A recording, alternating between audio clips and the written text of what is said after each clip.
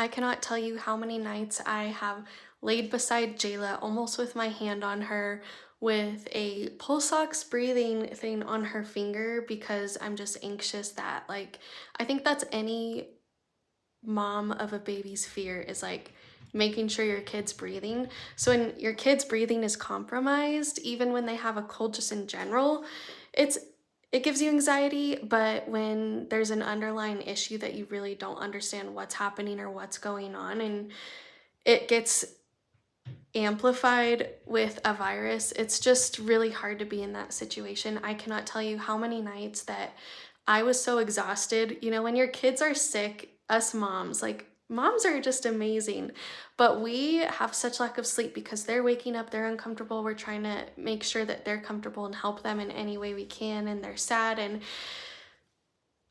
you think, like, at least for me, I was like, I was always up with my newborn babies, like specifically Jayla, like she spent a lot of time awake while sleeping. So I thought kind of once we reached that other side of 1.5, like things would transition and we would get a lot more sleep. But honestly, since the day Jayla has been born, we have been battling with sleep, quality sleep, like getting enough sleep. I feel like I'm always running on lack of sleep, and I honestly kind of feel like I've mastered it with the help of caffeine. Like, thank you, Lord, for caffeine, but um, I think just there's that piece too where I just have such a hard time going to sleep and resting when I know that my baby's like struggling and suffering, and I just like there have been nights where I've just stayed up and I have kept my eyes on her and I watch her and like the nights feel so long and I don't even like the darkness because I don't know what it is about day. Like I feel so much better, but